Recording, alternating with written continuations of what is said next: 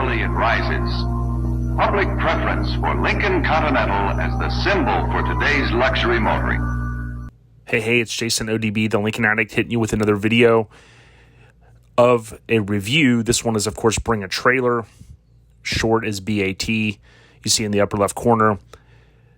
This obviously website has continued to grow. Whoever owns it is doing just a great service for the car community, because so many people, I see even Dennis Collins, that had kind of multiple cameos on Gas Monkey Garage and, Fast and Loud TV show, whatnot. He routinely mentions Bring a Trailer. So pretty cool site. You guys know that I've done plenty of reviews here.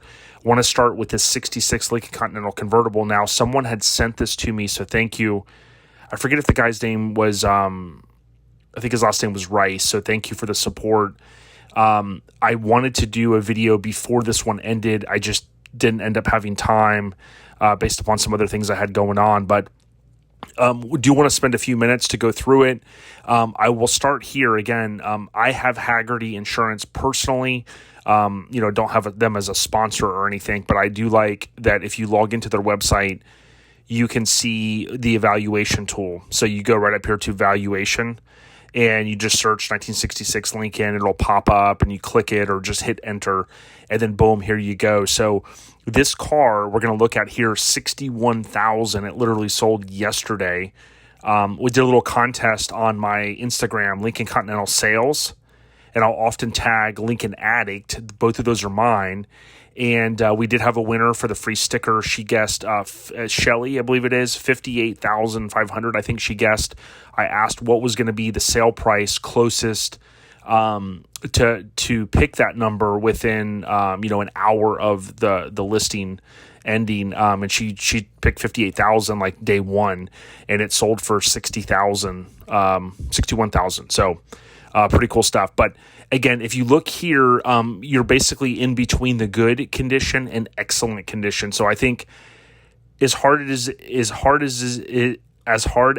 is for me to say that the 66, 67s have gotten to a point where they're starting to bring some good money, I say that, I'll try to say that, because I've always been a fan of these cars, okay? The 66, 67, 68s have grown on me more, but I had a 67 sedan, love that car, and I've just been a big fan of these years. They fixed a few issues, they kind of have their own quirks, but bottom line is, I know sometimes the later models don't get as much love as the 1s, 2s, 3s, 4s, and 5s, but they're definitely awesome cars in their own right. So basically you have a 66. The seller acquired it in 2018. That's important because I think you'll see some of the work that's been done in 66 and 67, and partway through 68, they had the 462. So you'll often have someone at a car show or a car meetup, come up and ask, hey, what's it got, a 460? The cars did not go to the 460 until a certain point through production in 68. So my understanding was, they had 66, 67. When 68 production came around, they still had the 462s left over. They're great running engines. The 460s, arguably, there's a little bit more parts, aftermarket type stuff you can get. But bottom line, 6 and 7, as well as some of the 68s, are going to have the 462s. Again, solid engines. They do have 15-inch wheels. This one talks about the power adjustable front bucket seats, also known as the contour adjustable seats, basically, quote, buckets. It does have those, so that's a huge feature. I think it was only $280 to $300 as an option back when you ordered the car. Of course, I love also how they do all the bullet points over here. You've got the automatic climate control, or often referred to as automatic temperature control, ATC. And that's kind of a cool feature there. So like if you set the AC to a certain, like if you want it to be, very cold, it's not going to kick on till it hits that certain temperature. And there's some reasoning and, behind that whole feature, but don't want to get into all that. The body's finished in burgundy. It's said to have been repainted during the current ownership. It talks about the power-operated burgundy canvas top, of course, and we'll get a chance to see that. If you look at these photos here, the first three photos, you got a great presentation. So you got the front 3/4 shot. It's hard to tell if this front shot, if this grill, if this is just the way the photo came out. Hopefully we'll see in other photos, but it looks a little odd here. Don't think it's ever been in any, collision, because everything, all the bright work, everything is beautiful, but something didn't look right in that photo, and it could just be the way the photo was taken. 66, Tony and I talked about this. I love these interiors because basically the 66 seats resemble the earlier year Lincolns, where you basically have, no headrest, of course, in that era, but you also have the trim piece, the bright work, the stainless that goes around here. And I've always been a big fan of this in all of the kind of the 60 cars, but especially in the Lincolns. So in 67, the seats changed a good bit, and I know that because I just sold a set of bucket seats to a good friend of mine, and they're 67 seats, so they are a little bit different. This pattern, I've always liked it as well. So you got this little piece here, and then you've got your standard pattern. When we look at the dash, we can see here, again, it does not look like there be a crack there. I've talked to oftentimes that there is a tear, kind of a crack that are in these years. This dash, think of like 66 is when it started. They transitioned away from, the 65 dash, which was the same as 64. In the engine photo, we could see, not super detailed in here, but we do see the two screws here. And that indicates that it is the 2-port, not the 3-port Carter fuel pump. So that's important. Typically, these do not perform very well, and they do cause vapor lock. Now, I did a review not too long ago, and I had mentioned Nathan Wilson, and Nathan had chimed in, I think, on the comments and said, thanks for the review. He brought up a great point. One, I always say, if the car runs fine, hey, great. It depends the climate, depends on, where you live. In Florida, it's really hot. But he also mentioned that there was an electric fuel pump to prime, which a lot of guys add, $30, $40, $50. You can add in an electric fuel pump backed by the gas tank, wire it up on a switch, and then if your car's been sitting a couple weeks or a month or longer, you can hit that switch. It's going to pump the fuel up.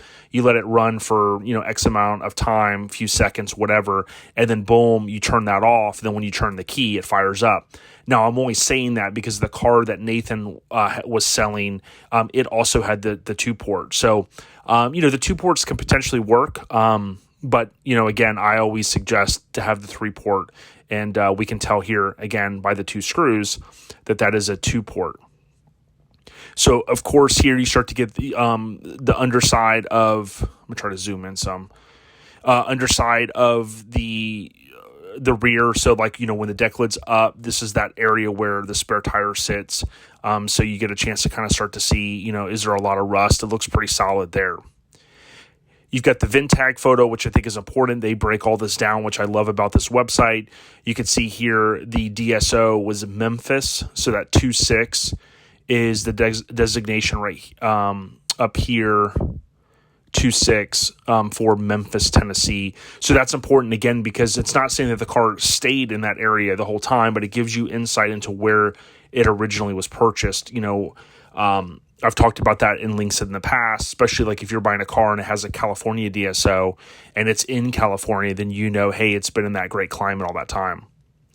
Now, I have not reviewed any of these videos, but if you're a fan of the channel, thank you. This is number 1. You're seeing the key. This is a feature where you put the key in, he's turning the key, and it's going to open the deck lid, and it's going to cycle the top. Okay, and this is super important because you want to see this stuff working in action. Okay.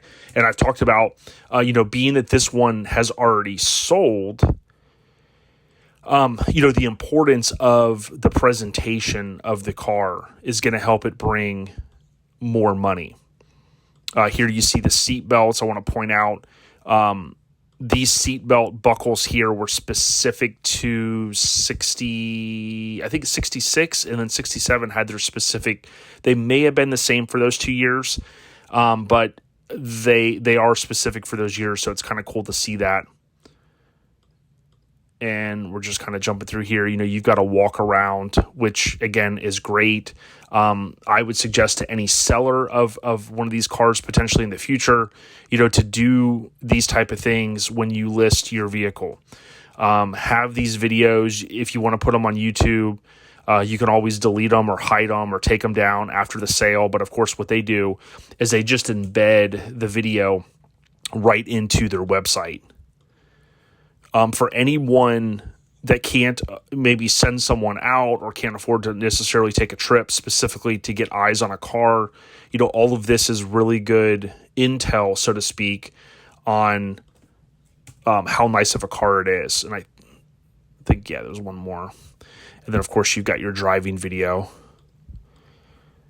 And the cool thing is the way phones are now, you don't even really, you don't even have to edit the stuff. You can literally just go and do one shot, like what they're doing here.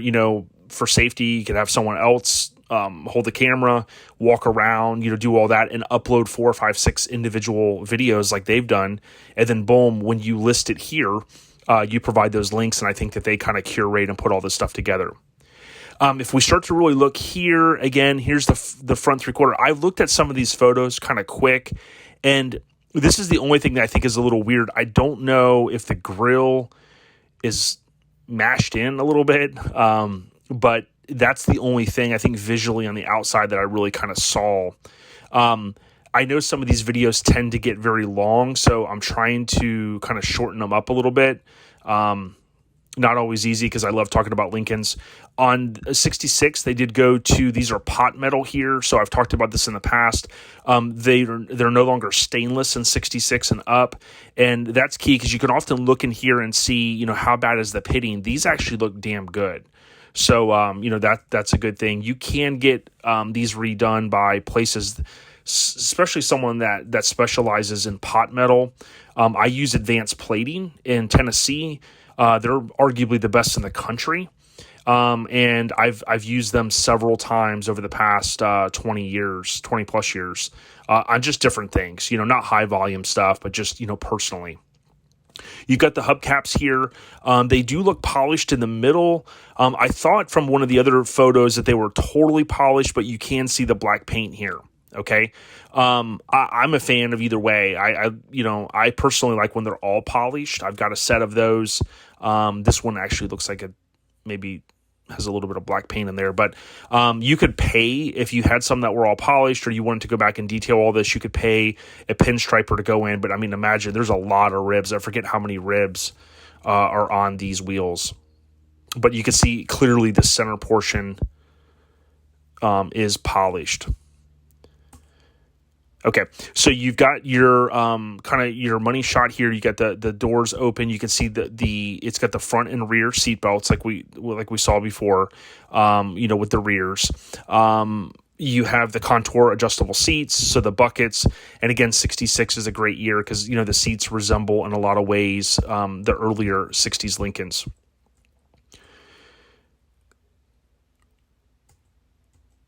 What we're seeing here is a bunch of good stuff here. The columns, I know someone had corrected me. The one thing I'll point out is the column in 66 and 67, they're different than the earlier year Lincolns. And in one of the years, it might have been 66, GM made the column. And then in 67, I think I stand corrected. In the past, I had mentioned that I thought that GM made the column in both years, but I think in 66 they did, and then when they got to 67, I believe that they went back to like a Ford product. But just something interesting because you could take, if it was 66 that GM made the column, you could take the column and take it to someone that would be easier. I do believe this is a tilt column. I'm trying to remember. I did not have a tilt in my car, 67, but I do believe this is the tilt column right here. It would be easier. The only reason I point out to have rebuilt. There's a lot more people out there that know how to rebuild those. Here you can look at the gas pedal. So we often will look at these, and this is a little tell on how much the car was driven. You'll see some cars where the gas pedal looks brand new and only worn a little bit here where the shoe rested.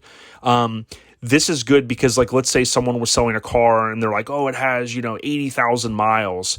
You can usually look at the gas pedal and be like, man, is that an 80,000 mile car, or did the odometer turn over and is it a 180,000 mile car? But again, not necessarily a diss at all. The brake pedal itself looks really good. The pad, you can see that this is a little worn, and which is fine, but it kind of gives you a little bit of intel to potentially how much the car was used and or driven, right?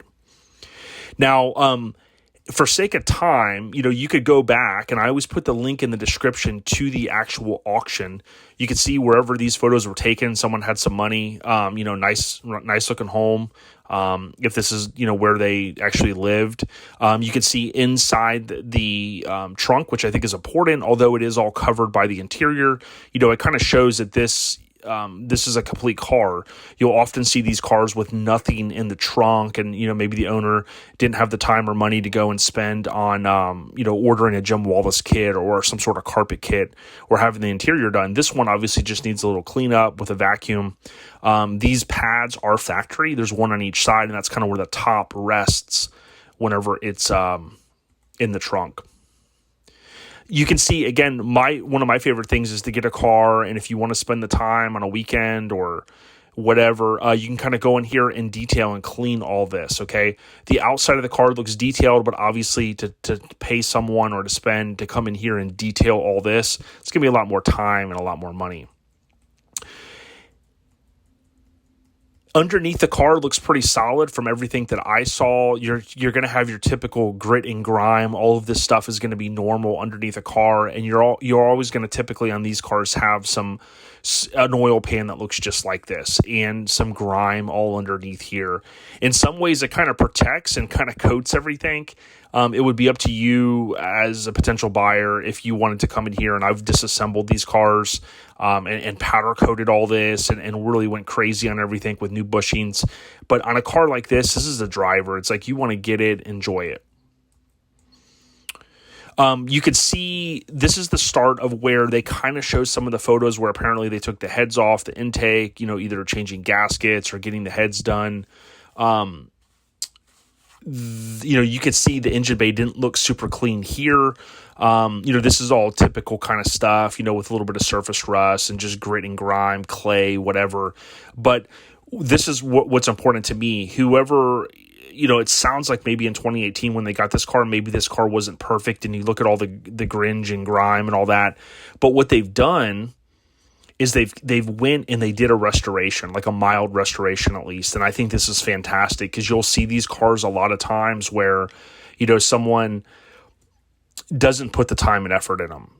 And you can see wherever they took it to get the upholstery done, someone's doing some high-end stuff. You can see the seats were redone. You've got some, different little placards and collateral and things like that came with the car. It looks like a doctor originally owned it. They're in Missouri, Springfield, Missouri. And I think the number one thing that sold this car for this amount of money, and it could potentially even be worth more, is the paperwork of it. So you see a little bit of the insight into what they ended up doing with, getting this car. I'm assuming this is maybe 2018. It sat in a garage. It looked like forever. They winched it on a trailer.